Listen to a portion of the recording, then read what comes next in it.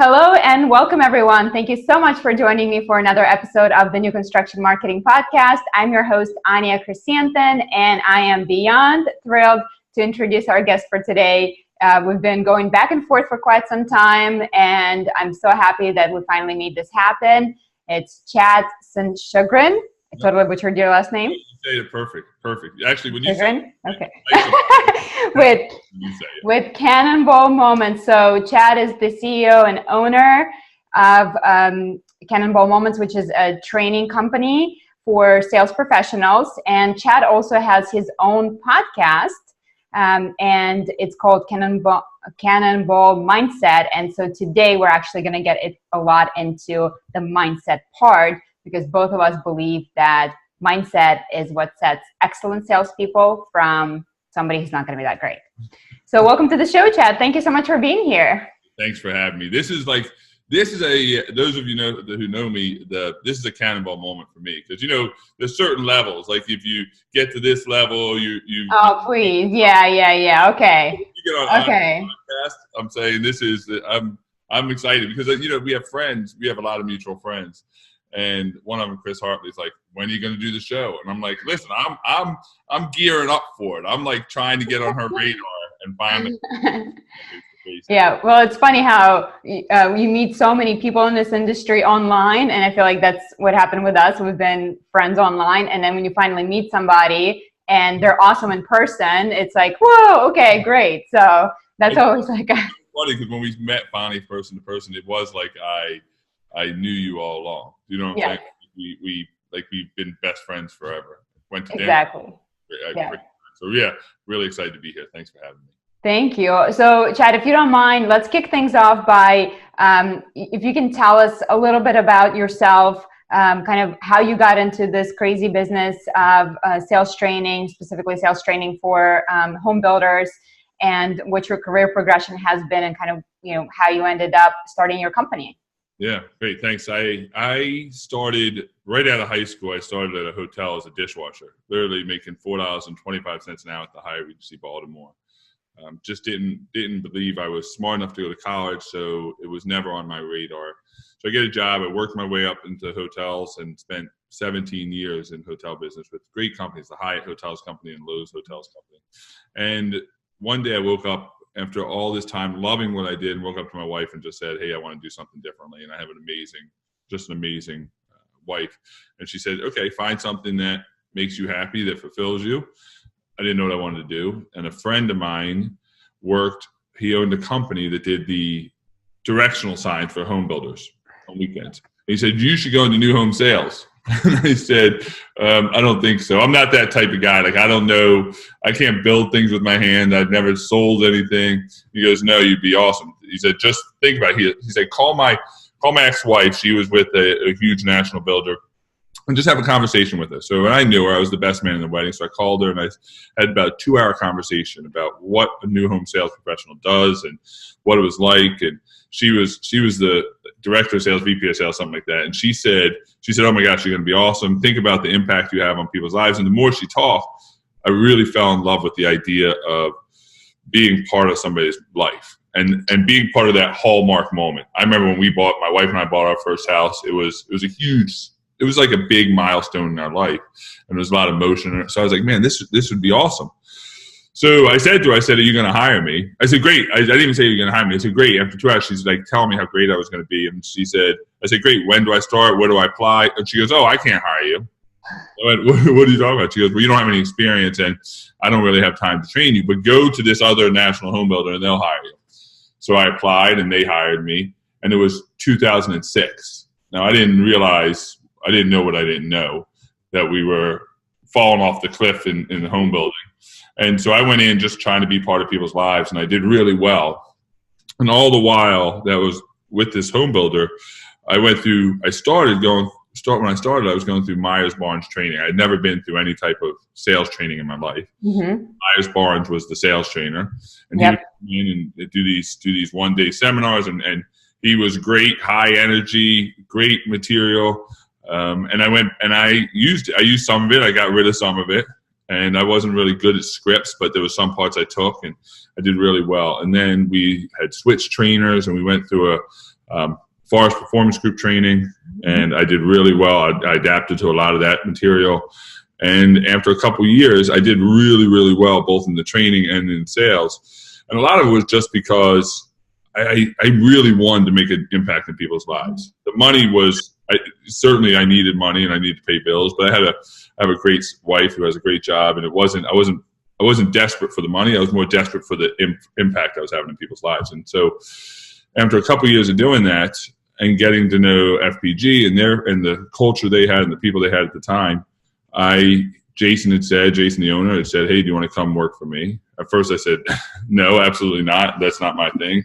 And as the more he talked, he was like, you could impact salespeople, which could impact more people's lives. And so I went there and I did that for several years. And then a couple of years ago, a little over 2.5, 3 years ago, I woke up one morning and I said, I had a different view on what training should be. What is it with you and waking up in the morning and deciding to take a turn? I have these epiphanies. I say wake up, like I have this shift moment in my life where I'm like, man, I'm ready for another level.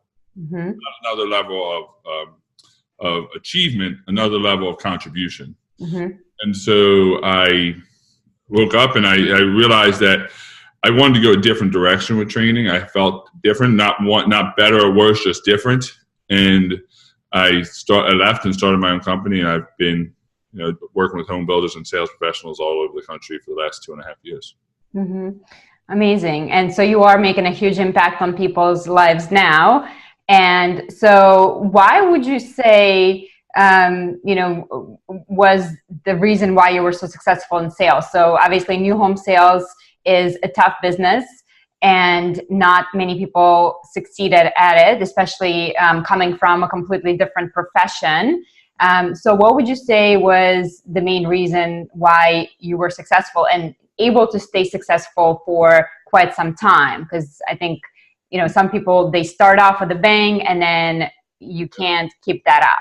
Yeah, here's what I think. And again, this is my story. I don't know it to be true for everybody. Obviously, I know it's not true for everybody. But for me, my ignorance, I think, had a lot to do with my success. And what I mean by that is I didn't have any preconceived notions. I didn't have any ideas of how things should be, or the way that the process of, this way, there's only this way to do this. I didn't have an idea of how much money I should make or shouldn't make. I went in every day, and it sounds really corny, but I think the best things in life are corny for a reason, because they're true. I really wanted to have an impact on people's lives. They weren't a number on a manila folder for me. They weren't a commission. It was, man, why are you buying this home, and how can I be part of that? Whether it was for good reasons or bad reasons, whether it was for divorce or a marriage or their final home. And the more I inserted myself, the more it made me selfishly, the more it made me feel significant about my place in this world. Mm-hmm. So I think what happens a lot of times is we get somebody that's brand new, somebody that's fresh into the industry. And this is why we talk a lot in Cannonball Moments, we talk about hiring the will, not the skill. And what I mean by that is you hire somebody that really wants to make an impact. And what I think happens, and again, I don't know this to be 100% true, but I think what happens is you get somebody that has a ton of will, and they come in and they have the right desire to make an impact in people's lives. And then we start teaching them and training them the way it should be. Mm-hmm. So they start off really good because they're operating off sheer will and desire to contribute. And then we fill their head with all these different sales processes and this tool and that tool and this tool and that tool. And we give them tons of product knowledge. And all of a sudden, the more educated they get, the more they end up feeling like they have to regurgitate that education onto the customer, and they lose the emotional side of it. So what made them successful was their lack of knowledge. What I think makes sometimes people unsuccessful is they have too much knowledge, and they feel like, well, now I got to educate, which is really important. I don't want to negate that.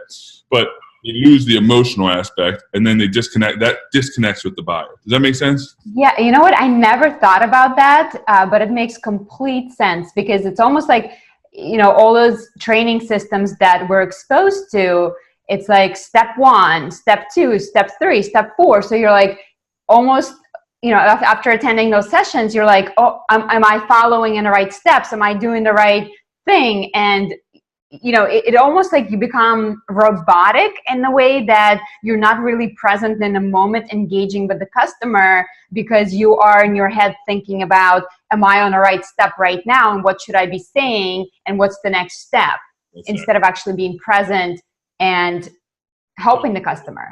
We overthink it. We overthink so what to me, what attracts people to great salespeople is their ability to create really good relationships, really good rapport, be able to really understand how to motivate somebody. And I use the word motivate is probably the wrong word.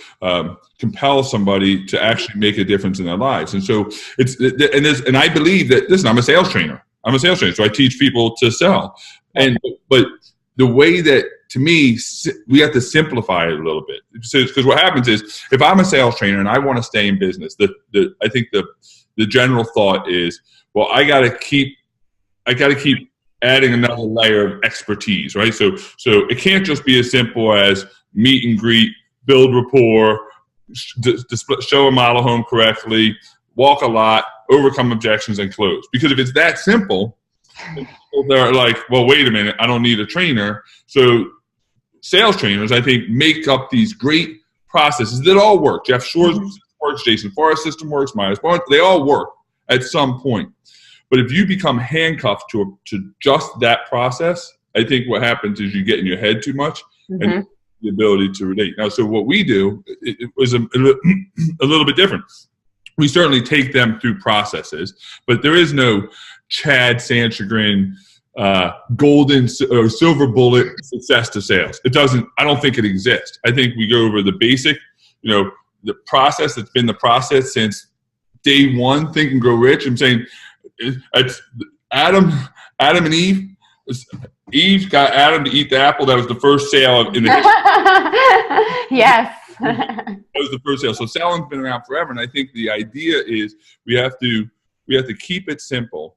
And what really matters in sales, for me, I believe, is for salespeople to remember their worth, to remember the impact they're having. And so I think a lot of times in sales, I think the reason salespeople get paid a lot more than most other industries, I think the reason that salespeople, have the life they have is because it takes such emotional fortitude to be a sales professional. Yes. You're told no more than you're told yes. You're living. What other industry besides maybe lawyers have such a negative stereotype, which isn't grounded in fact? It's just grounded in people buy into this myth that salespeople are bad. So you have an industry where you're constantly getting rejected. You're every month your production starts back at zero. It's a tough industry psychologically. I don't think it's as tough mechanically. I think the psychological part is the part that we really struggle with salespeople. And so for what we do is we spend a lot of time getting people to understand that everything they do matters. And if they understand that every day when they go into work, that, hey, I'm making a difference in the life of somebody else, and that using the best sales tool you have is your own authentic personality, your own heart, doesn't mean that you don't have to grow and get better and achieve more and learn more. It just means don't go away from what attracts people to you, which is your core moral values system, whatever that may be. Does that make sense? Totally makes sense. So, I saw a social media post from Gary Vee this morning, and he said the best marketing is #care. Yeah, love it. So, and he's a good friend of mine. He was on my right. Podcast. With your podcast, you're like really blowing it up, with Gary Vee, and so that's so crazy. Having spent as much time with him as I have, he actually believes that. Like I know a lot of his employees. I've been to his office more times than I can count. And you walk through their environment, and it is all about caring. Like there's no the only offices they have are, there's like 5 offices. They'll have all glass walls, including Gary's. Everything else is a cubicle. I was in New York probably about a month ago. I didn't have an appointment with anybody there. I didn't have, I had friends there. So I called and said, hey, can I come up? So I came up, you have to go through security. So I went up and they're like, what's going on? I was like, man, I was in New York and I just wanted some good energy. And I went up and sat there. And you can tell it's just a group full of people that don't have a mission statement, but are truly on a mission. And there's a big difference. And so for me, understanding that it's all about the caring. And if you do that, you're going to have success. It's hard to care sometimes though, when you're down so much. So how, especially I think the way people were expecting to be sold and in the past versus what people are expecting now with the way technology is, with the whole Amazon, with the amount of information that the consumers have.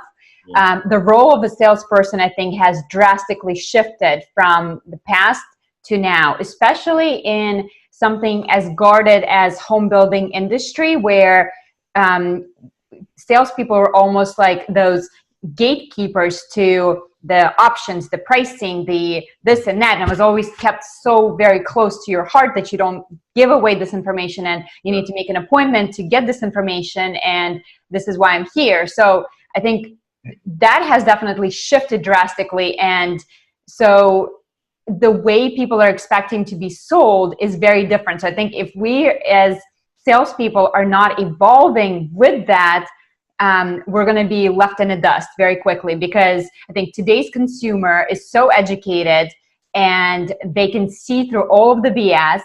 And what they're truly looking for is the authenticity and connection to somebody that they can trust. And I think that's a very, very difficult thing, because as you said, our profession has such a stigma associated with it. I mean, other than the lawyers that, like, a lot of people consider them like the dirtiest people alive. Like salespeople are considered some of the sleaziest, scummiest people that, like when you say word salesperson, those are the associations that you're going to get. Typically, they're very, very negative. So, if you can incorporate that care and authenticity into your daily sales presentation, then I think it's definitely going to separate you. Now, how do we care? I mean, you said this profession is really, really hard. It's emotionally exhausting, especially when you're going, month after month, and especially for those salespeople who have been in the industry for a while, they're tenured. It can be very challenging to keep that. So how do you, what do you recommend? How do you keep it fresh and remember that? Yeah, so a couple things. So first, I think, and this is going to sound really crazy, and I've never said this before, and so maybe I'll regret saying it, a week from now. But I think that the stereotype about salespeople, I think that actually helps really good salespeople. And let me explain why. When I unfortunately, we live in this Amazon Prime world where people are just in a hurry all the time. And I get that, and we have to adapt and change. But what's amazing to me is in this hurry, we've lost, I believe, as a society, our moral compass in a lot of ways. And what I mean by that is, it's amazing to me how many people don't hold the door for somebody anymore, or how I see things where people don't say good morning. People are in such a hurry. The basic things that you learn as a child, we've kind of rushed through them now. And I don't think people are blatantly rude. I just don't think the normal is normal anymore, like the normal things that we saw when we were kids. And so what happens now is people are surprised when somebody actually moves forward on this moral compass to do the right things for the right reason. And so I think there's a lot of people that do the right things, but they do them for the wrong reason. So let me give you an example. So we shop a lot of people. So a lot of our clients at some point or another have been shopped. And the shop, to me, that's a whole conversation for another day. But what's amazing to me is I was working with this home builder, and they had a whole bunch of salespeople. And it was amazing. They had like however many salespeople they had, 80% of them never even got up to greet the customer when they walked in the model. Never even got out of the chair, right? That is crazy. That I know that I've seen it time and time myself. That blows my mind. Blows your mind, right? So now think about if this customer is going from model home to model home to model home, and these salespeople are in a hurry and they're not opening the door, they're not doing the common courtesy, the common meet and greet bond, all this stuff that we've learned years and years ago, right?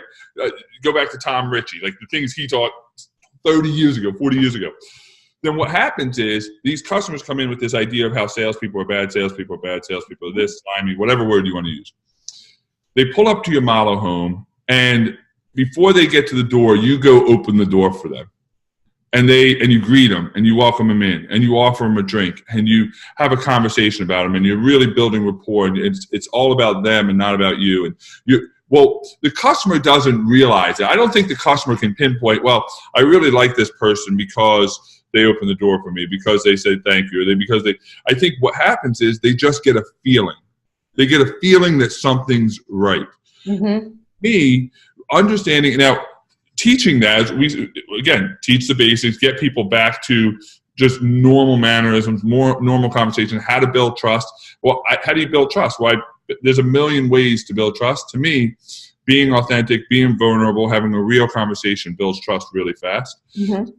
The advice I would give people, and the things we spend a lot of time on, is we get them back to why did you start this job in the first place? Like, why did you get into this industry? Mm-hmm. People that have been doing it for a long time, at some point, they got into the job for a reason. What was that reason? Now, if it's money, if they say, well, I got in it strictly for money, and it doesn't mean somebody that's money-driven isn't going to be successful. Anybody that tells you that, I think that's a lie. You can absolutely be successful in home building if you're driven by commission. You're just not going to be fulfilled. You're just not going to be as successful as you can be, in my opinion. Yeah. So getting people back to understanding what is the contribution you're making, and at the end of the day, how do we make sure you remember that on a daily basis? Well, you do exercises so that they know why they're doing. You have them create a mission statement or a manifesto. You have them send them reminders that, hey, listen, you're not as bad as the worst things you ever done, the worst sale you ever had, whatever it is, you keep their mindset right. And then along the way, teach them, hey, proper ways to meet and greet, proper ways to close, proper ways to sell a model, to walk a model home. All those things that are very basic, mm-hmm. you get them to do it for the right reasons. And if people do the right things for the right reasons, the return on investment always pays. And this is my opinion. Everybody has their different tool in the toolbox. For me, the challenge with this, in my opinion, this is what I see. If I go to a home builder and I say my role in Cannonball Moments is I really want to pour into your people and make them better human beings. Get them back to feeling good about what they do. Get them to feel better about themselves as a sales professional, as a husband, as a father, as a wife, as a sister, as a mother, whatever it may be. Mm-hmm. Companies are reluctant. Companies are reluctant because what do they want? They want return on investment, profit, sales. And so it's a hard sell to say, hey, if I make your people better, they're going to sell more. So what companies do is they say, listen, I want to do the training for your people, and I'm going to produce a return on investment by teaching them the 17 steps of how to sell and the 13 decisions and the 4-2. All that stuff works, but not until you make the person better as a human being. Right. You with me on that? They make complete sense. It's like when you sell somebody, you want to sell them what they want, not what they need. Right. Once you sell them what they want, then you can give them what they actually need and change their mindset. Yeah, because people have no idea what they really need, right? They think they need this. They think they need, this robust system of how to increase sales. When to me, the best way to get more sales is to get your salespeople, get the people on your team mm-hmm. to understand that what they do matters. I want to make sure I say that. What they do matters. I was with a company in Baltimore. This was probably 1.5 years ago.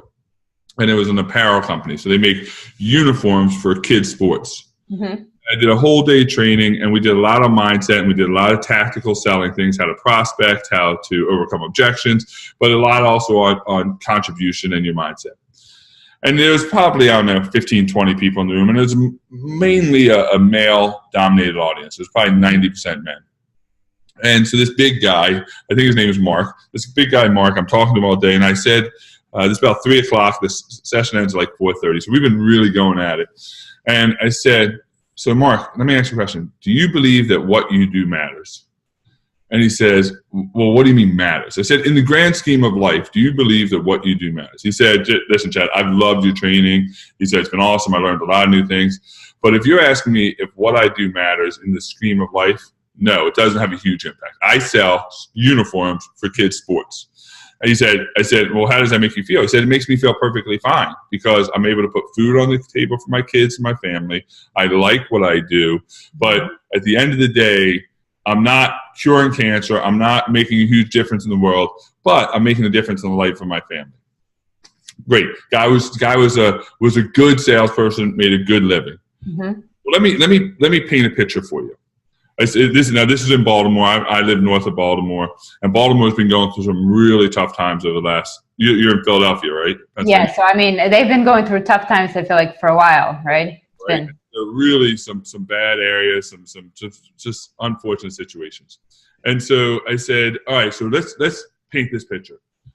Right now, somewhere in Baltimore, there's a 10-year-old kid, and this kid is living in Baltimore City, malnourished because doesn't know where the next food is going to come from, lives in a horrible area. The city schools aren't great, so getting not the best education, being raised by a single parent, sleeps on the floor for fear of getting shot through the window. I said, do you think there's a 10-year-old boy somewhere in Baltimore City with that situation? He said, yeah, without question. I sell in Baltimore City. Absolutely. I said, but every Sunday or Saturday, he gets to put a football uniform on. And when he puts his football uniform on, people cheer his name. He feels important. He feels special. This is his Superman cape. He wears this uniform to school because that's where he gets significance in this world right now.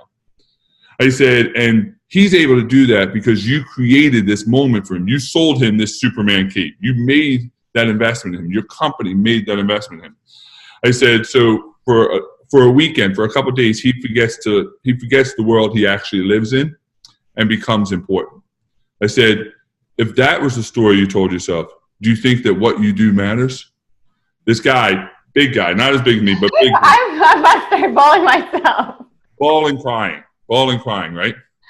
Oh my God. He said, I never thought about it that way. I said, but that happens. And once we realize that every human being, I don't care if you're selling new homes, if you're waiting the window at Chick-fil-A, if you're working at Walmart, I don't care what it is. Everybody has a platform in this world. And the platform you're given is to contribute to the well-being of others and to make a difference. And no one platform, I don't care if you're the president of the United States, if you're whoever you are, and there's no one platform that's more important than the other. It's just different. And when people understand the impact they're having in this world, I think it changes how they view things. It changes how they operate. It changes what they do. And I think that's where a lot of sales companies, that's where a lot of people go wrong, because we just fill people with tactics and we do this, when it's really, hey, get back to what is your platform? How can you utilize it the best you can? And does it fulfill you? Like that, I now know Mark, so I'm now friends with Mark. And Mark is completely different. Now, yes, he has to do the work. Yes, he has to figure out a process. Yes, he has to do all these things, are all really important. But the catalyst is understanding your impact in this world. Does that make you with me on that? I am so with you. So thinking about the new home salespeople, I guess like I would love to give them a takeaway that they could do, like maybe an exercise that they could do in their model home to write out their why and to come up with a story. So are there some questions that you would ask to provoke the thought process? Because I love this, and I think it's something that you guys can literally frame in a little, frame next to your desk and have it there as a daily reminder of why you're doing this and how you're impacting people, because through all the hustle and bustle, it is very easy to forget that. So if you have that reminding you every day, it can make a small difference in your day and make you that much better, all the purpose to you. So, is it like a letter that you write? I know there's different techniques that you can utilize with that. Like, I've heard about like writing a letter from the future to yourself, so what's your recommendation for when you take people through this exercise? How do we start this? Yeah. So for me, first understand. So the first question you have to ask yourself is, what do you believe your purpose is? What do you believe your purpose on this earth is? And that's a really deep question. I get it. And sometimes you don't know what your purpose is. And I don't think it just shows up to you. I think you got to experience life, and the more you go through it, something clicks. I realized I didn't understand for a long time what my purpose was. I think my purpose on this earth, I think the reason I was put on this earth was to contribute to the well-being of others. And so I believe this in the core of who I am, not just to my kids, not just to my wife or my friends, to my clients, but to every human being I meet. So now I understand what my purpose is. Great. So that's the first P. What's your purpose? Second one is, what's your platform? So you have this amazing platform. You have this great podcast, right? So one of your platforms is you have this podcast. So how does your purpose tie into your platform? So my platform is my purpose is contributing to well-being of others. I own a training and leadership development company. All right. So now I got to use my platform. This sales training company, this podcast I have. This is only a vehicle in which I can live out my purpose. You with me on this before? Yes. So now I got my platform. Now I got my purpose. The next P is, what's my process? What's my process? And here's where it's really, I think, where we lose people. So a lot of people want you to substitute their process for your process. Yes. You with me? Yeah. So Jeff Shore has, if you're a salesperson, he has a great sales process, 4.20 or 4.2 sales process. Jason Forrest has 13 decisions. Myers Barnes has these scripts. So they're saying, all right, we know your purpose, we know your platform, but you know what? Use our process. Well, the challenge with that, it doesn't mean it doesn't work. To me, it's not authentic. It's not. Now, if you use it and it works for you, great. But don't lose the first two to make up for the third. Don't lose yourself because I feel like I have to be Jeff Shore is the deliverer. That's his platform, his purpose. He's the deliverer of the information, but you don't need to be Jeff Shore.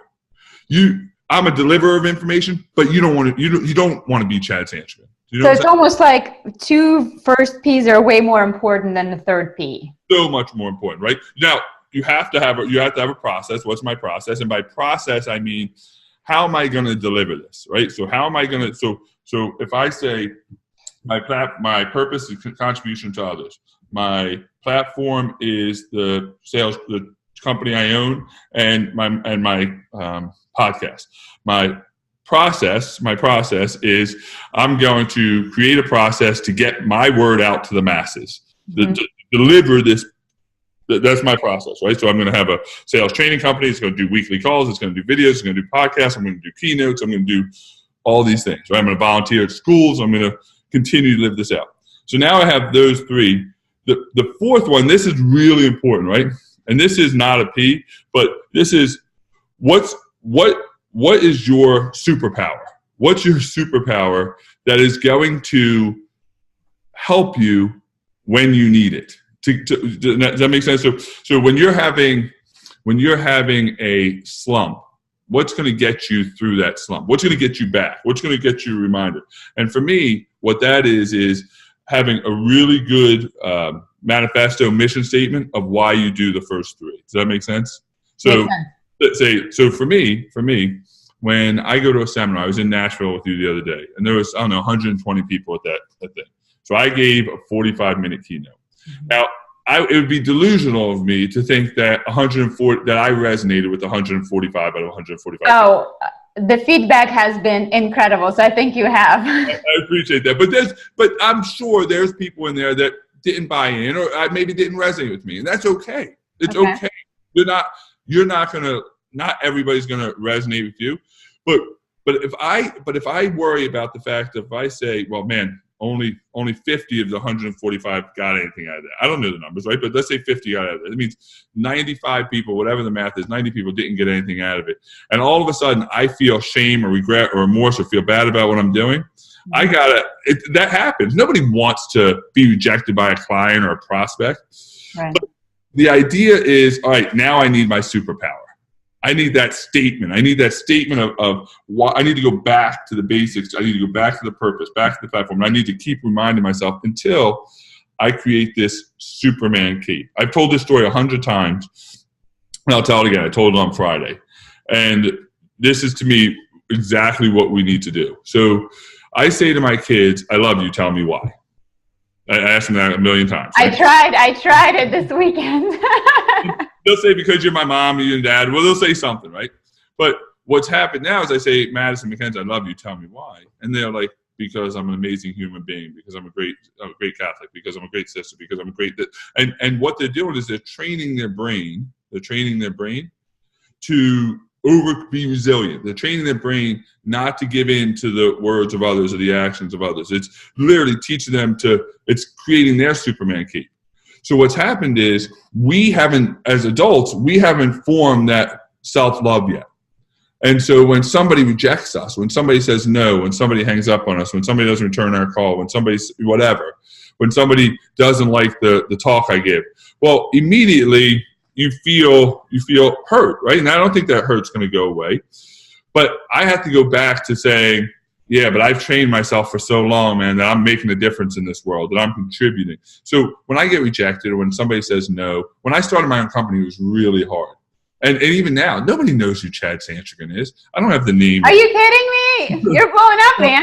Now I am, because I would get to be on your podcast. But yeah, okay, yeah. If you line 100 home builders up and you say, who's Chad Sanschagrin? Unless you're my client or you're in my circle, man, it's not out there yet. Right? So I have no problem with that. The thing is, so when I call on somebody or when I'm trying to bid on a contract, I don't have that. I don't have that name recognition yet. And so I lose. I don't win every contract. I'm a sales trainer and my conversion rate isn't where I want it to be. But it'd be easy for me to hang my head put my head in the sand and say, all right, well, I'm just going to give up. I've been rejected from IBS 5 years in a row. 5 years in a row I've submitted to speak at IBS and I have not got in.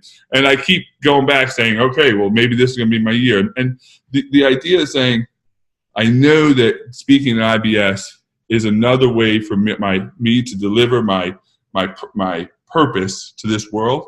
So what's more important? Is it more important for me to feel good in this moment for me to live out my purpose? Does that make sense? It totally makes sense. It's like that saying, like, everything you want is on the other side of fear. Yeah. Kind of, and as salespeople, I think we do forget this sometimes. Sometimes we forget that, I mean, you do need to ask people for a sale, and sometimes you're going to hear no. But my philosophy is always that if you hear that no, at least you know, and it may not be no, hard no, right? It may be no, not right now, but at least you know where you stand with this prospect, and you know not to waste your precious time, digging the hole deeper and deeper and deeper where you have all these other people that you could go after. Yeah. So it's kind of like, don't be afraid to ask. And I always say, and I really need to practice more of that, because I do get into my own head too. And I think we all do. But with this podcast, yet I have had one person to say no to me. Wow. So, so I should keep going for like the guest, like it. I have so many people that say no to me for the podcast. It's unbelievable. And I've had Gary Vee, I have Jesse Itzler, I've had some really, really tremendous guests on the show. Right. I've had Chris Hartley. I've had all these amazing people on the show, but I still get told no. And when you said everything you want is on the other side of fear, I think there's some things missing to that, right? So everything you want in life is on the other side of fear, rejection, pain, agony, suffering. Like everything you want, there's this invisible line that says, hey, listen, you're going to go through this, what I call the warrior march. Everybody is on their warrior march. I'm on my warrior march. You're on your warrior march. And it doesn't come easy, but every day you have a choice. And that choice is, I can either stop and live the life I have right now, which for most people is pretty good. There's nothing wrong with it. Or I can continue trying to get better every single day. I don't need to get 100 times better. I just need to be 1% better today than I was yesterday, and keep this warrior march. And for me, understanding that at the end of my life, I believe that every human being was created for a life of abundance of love, abundance of joy, abundance of health. I think everybody's circumstance. Somebody said to me the other day something about, well, the circumstances aren't looking good. And it was a really good conversation. We were having this they're really struggling. And I said, well, let me ask you a question. I said, do you believe you were created to be as good as the circumstance or better than the circumstance? And they said, I don't know. And I said, well, think about it. How many tough situations have you been in your life already? And she said, a lot. And she's had a pretty rough life. And I said, and you were how old? And I think she said 28. And I said, you've survived every single one of them. You're batting 100% because you're still here on earth. You're still sitting in front of me. You've survived 100% of everything in your life. And so as you continue to survive, as you continue to plow forward on this warrior march, what happens to me is you realize, man, I really was created for this life of abundance. All I have to do is I have to be willing to march. I have to be willing to fight and go get what I want. And once you start winning, and I say winning, I'm not talking about winning, getting a house or a car. I'm not talking about materialistic things. Winning to me is that feeling you get of contribution, that feeling you get of love and joy and success and all those amazing things. So to me, once you're on this warrior march, you gotta figure it out and keep marching. But to me, it's all about understanding why you're here. Why are you here? Not why are you working for this home builder, or why are you here on this earth? That's a deep question, but I think that's the motivation from within. Yes. Huge takeaway from today. So did you get to speak at IBS? I have not. No, I'm 0 for 5. I submitted this year. So this year, this is this is where you really have to put your ego aside. And for me, listen, everybody has an ego. If you're a sales trainer, I don't care if you're Jeff Shore, Myers Lawrence, Jason Forrest, Roland Arnsey, I don't care who you are. If you're a sales trainer, you have an ego. That's a fact. Because there's no way that you're going to stand in front of a room full of people, tell them what to do with their life, and you have no ego. So just like everybody else, I have an ego. My ego isn't grounded in the fact that I think I'm better than any other human being. I think all human beings are created equal and the same. But I absolutely have an ego. So when you get rejected year after year, your ego kicks in. And you start creating excuses and alibis and, well, it's fixed and this and that. I went through this period of, it wasn't me, it was the system, which just simply is not true. It's just not a true statement. So this year, I put my ego on hold. Right? I said, all right, Chad, everything you're saying right now is out of ego and it's not the right, you're not doing the right things for the right reasons. So this year, I partnered with 2 complete badasses, people that have been there, have done it, and I'm riding their coattails on our nomination. Every year I've submitted 5 nominations. This year I submitted 1. Okay. One nomination I submitted was with Chris Hartley, right? And who else did I submit with? She was just Rhonda Congo. Sorry. Oh my gosh, that is a wow. I'm sure you guys are going to get accepted, and I cannot wait for that one. That is a huge, right? So power trail, yeah. If we get in, we're not getting in on my name. I'm going to have nothing to do with it. It's going to be Rhonda and Chris, and I called and I partnered with them and said, hey, listen. Can I partner with you? Can we team together? They were more than happy to bring me on. Mm-hmm. And so this is when you have to realize that there are people who have done it before you, and you have to put your ego aside and you have to take the help when it's offered. They offered to help me to break the barrier. And so this year, if I get in, I'm going to be internally grateful to them for doing it. If I don't get in, then next year I'll work harder and I'll figure it out again and I'll do something different. But if it's important to you, and it's going to fulfill your purpose and give you another platform to live out your purpose, then you have to make sure your ego's in check.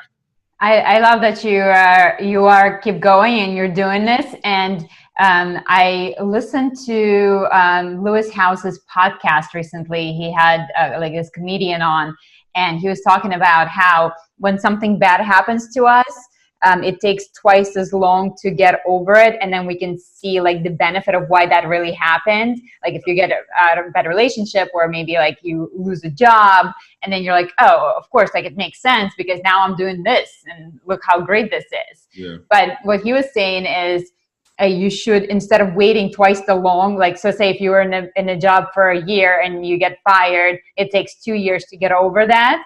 So what he's saying is he applies that principle right away. So if he hurts himself, say he got an earache and he's like, ooh, but he says, thank you for making my ear hurt, because it shows me how, anything could happen to you in a second, and makes you really appreciate the moment and realize that, yeah, you're vulnerable. Something like that can totally derail you. So it's like almost, how can you shorten that span?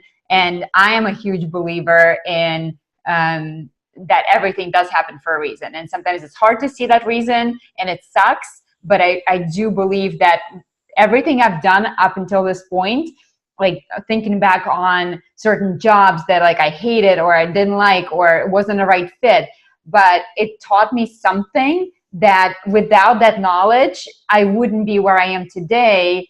And I wouldn't be able to make the impact that I am making without that experience. So it's just like bringing it, try to fast forward that and realize that like if everything is super cushy for you and you've kind of sailed into the sunset and you've never encountered a no or that bump, when you eventually do, because sooner or later you do encounter that bump, how well are you going to deal with that, rather than like, going for stuff that may be just a little bit above your reach and getting the no's, but it's almost like training, right? Like your muscles, like that's the way the change happens. Yeah, I love that. So that's why you're the wise one. Because okay. The wise man. The wise man. Okay. The wise man. But you're like the Russian Yoda. I'm saying yes, the Yoda.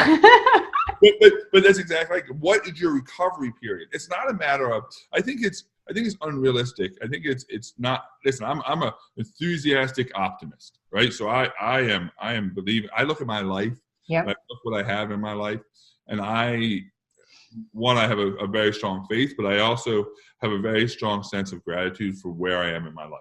And I didn't, if you were to look back 30 years ago, there's no way at that point I had the right mindset to script the life I have now.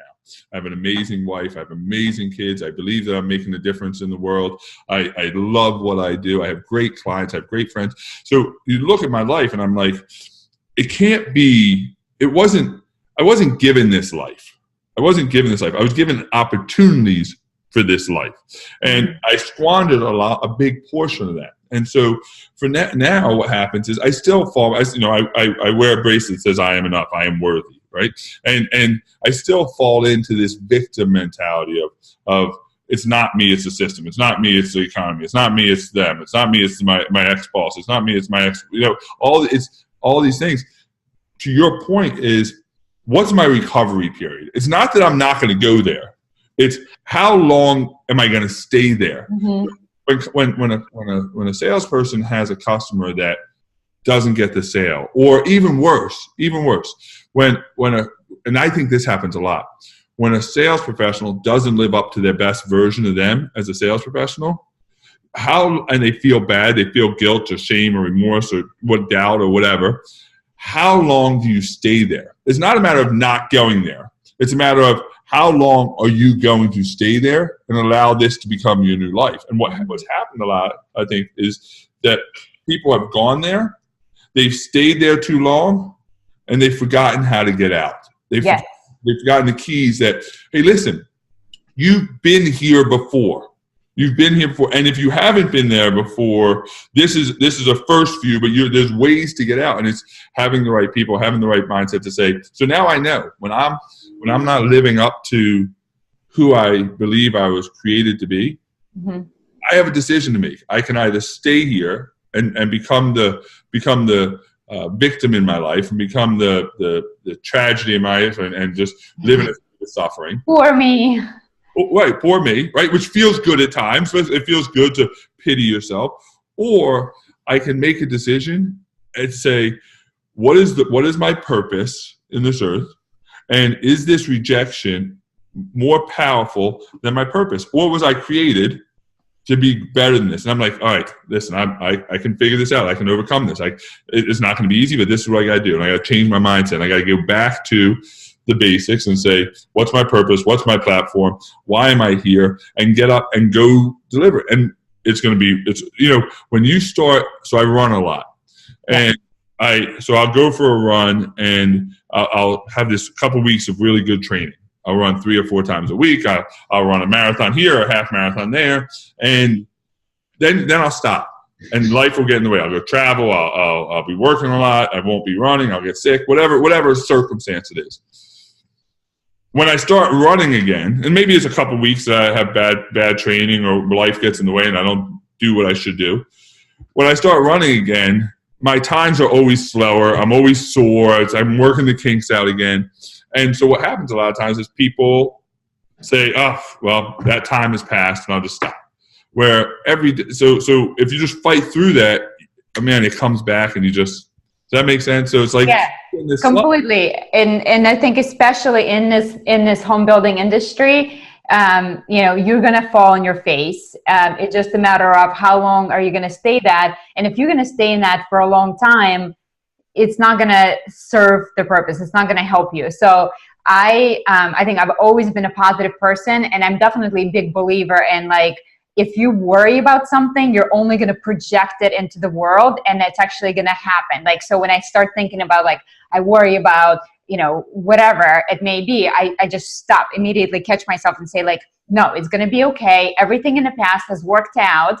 I've always go back to, it's worked out every single time. So this time is not going to be any different, and it will work out. So, and it's like, sometimes you have to, like, push yourself to that space. And my husband always makes fun of me for it. He always says, like, oh, I don't need to hear your jumbo stuff. But the other day I was like, something happened and I was a little upset, and he came up to me and he was like, everything's going to be just great, baby. And I was just like, oh, like, it felt so great to hear him say that it's not just a jumbo me, but it's to your point with the superpower, it's how you perceive yourself and what you're telling yourself. So I woke up like you, and I know that I need to make a queen moves, and queens make some scary moves. So I know that I need to, and yes. Yeah. One of the most important things I love these queen moves. I love this because the most important thing you can do in your life, the most important thing, without fail, the most important thing in your life is you can figure out what is your self-view. What is your self-what? Your self-view. Like, how do you view yourself? Because you will never do anything for a sustained period of time that is incongruent with how you view yourself. Mm-hmm. You view yourself as a badass. If you view yourself as an amazing human being, if you view yourself. So when I started running, my first marathon was it was a train wreck. It took me 6 hours. It was a New York City marathon. I did it all for the wrong reasons. I did it all for ego. And I didn't even consider myself a runner. Well, fast forward 2.5 years, my self-view is that I'm an athlete. I'm a 45-year-old athlete. I'm running a 45-mile trail run across 4 states this 2 weeks from now. And I view myself as an athlete. And so when I have to make decisions, I say, all right, when I want to eat unhealthy, I say, well, what would an athlete eat right now? Yes, love that. I view myself, when I want to not get up and run, I say, what would an athlete do right now? Because if I view myself as an athlete, I'll make decisions like an athlete. So if my self-view, let's relate this to sales. If I view myself as an amazing sales professional who makes a difference in the lives of everybody I meet, if that's what my true self-view is, and I truly believe that in the core of who I am, then when this customer comes in and they fill out a registration card and I give them a model home tour and they don't buy, and I have this fear of following up or fear of calling them back, I have to ask myself, what would an ultimate sales professional do? Would they call them back or would they not call them back? Because now your actions are predicated based on this unconscious belief, or this conscious belief for that matter, of what would a professional do? Does that make sense? I love it. I always say you got to act like whatever the next step is, that's how you have to act in order to get there. So act like you've already achieved success. Act like you have to view yourself that way. So before I had kids, before I had children, I knew that I wanted to be a father. I grew up without a father. I knew I was 18 years old, and I knew I didn't have a girlfriend at the time, but I knew I wanted to be a father, and I knew I was going to be an amazing father. And it's because I grew up without a father. I grew up with an amazing mother, amazing family, but no father. And so for me, I knew back when I was 18 that being a father was going to be one of the most important roles I've ever played in my life. I didn't wait until I had kids to tell myself I was an amazing father. I was preparing for all those years. I remember, and I may get the years wrong when he said this, but Nelson Mandela was asked a question once, like, what did you do all those years in prison? And he said, I was preparing. And for me, all those years of me going through doubt and victimhood and the wrong stories and all this and that, what was I doing? I was preparing for the life I wanted. And eventually I started having the life that I believed I was worthy of. And so to me, it's like, how do you view yourself? And if you view yourself as worthy of great things, if you view yourself as worthy of a life of abundance, if you view yourself as an amazing human being who happens to sell homes as their platform, your actions will absolutely follow that. And you don't need, you need a great sales process. You need training. You need to be reminded of how to do great things because we forget it. But the best sales tool you have in the world is to surround yourself with people who remind you of just how amazing you are. And it's not about false praise. It's about, hey, listen, you're not living up to the best version of yourself. Let's do some exercises to get you there. Okay, now you feel better. Now you're like living this out. Hey, listen, let's talk about how you close. Let's talk about how you take your personality and make the best model home forever. It's more personalized. It's harder because I can't sell it to the masses. To me, that's the difference. No, but I think I love your approach. I love your technique, and I so agree with you that what is in here translates into what's in here. And if you can come from that place and remember your self-worth, and especially for women, like when somebody tells you a compliment, when somebody says like, oh, you have a great podcast, shut up and just say, yes, thank you. Yeah, that's it. Stop with the no, oh, no, it's not me. Shut up and say, yes, thank you. Yes, I do. Yes, I am. So I hope you guys feel inspired after today. Chad, where can we get more of your goodness? If somebody wants to connect with you, where do you hang out? Yeah, so I have a podcast, so the Cannonball Mindset. So, and it's a podcast, just great conversation with amazing individuals that I find fascinating. So I'll read a book. I had a lady on. I was drinking this water. I was in the airport and I was drinking this water called Hint water. Hint? I've never heard of it. It's regular water, just has a hint of flavoring in it. It's unbelievable. No, it's not. It's so I'm drinking it, and I get home and I really like it. So I go on Amazon and I order it, and I get this card with the first package. It says, "Thanks for ordering Hint," blah blah blah, and signed by the owner, this lady Kara Golden. And so I immediately start Googling her name, and I find out her story, and I'm like, man, this lady is awesome. I call her, get her on the podcast. So I just find people on this podcast that I find amazing in all different areas, and we get on and we have a conversation about contribution and how you can have a better life in this life of abundance. And so we have that podcast, and then obviously I love social media. So I love I haven't figured out Twitter, so I'm not really on Twitter, but Instagram and Facebook. So Sanschagrin, Chad, Cannonball Moments on both of them. And so I love to connect with people, and I love to talk to people. So either way is perfect. And you guys, I will be sure to link everything in the show notes. If you head on over to AnyaKhristiansen.com/050, that's going to be episode number 50. Yeah.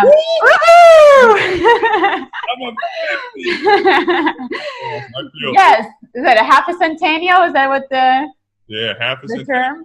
Yes. So you guys, I'll link all of Chad's information there. So be sure to connect with him. And Chad, I appreciate you so very much. Thank you for making difference in people's lives. I honestly feel like I sucked up some kind of I don't know if I drank the Kool-Aid or what happened. Like I feel so good right now. So I'm going to go take on the world, make some phone calls and break through some barriers. So awesome. Thank you very much. I got to tell you, congratulations, first of all, on your 1 year. Thank you. You know, I read something a long time ago that most podcasts don't make it past the 30th episode. Oh, and, really? Oh, interesting. Make it past 50, you're whoop, whoop. So now on to 100. There's nothing better than seeing strong, powerful women just completely dominate and having the life they should. So I'm really grateful that you allowed me to be on. Thank you very much. Thank you. It was my pleasure to have you on, and I'll talk soon. All right, bye. Bye.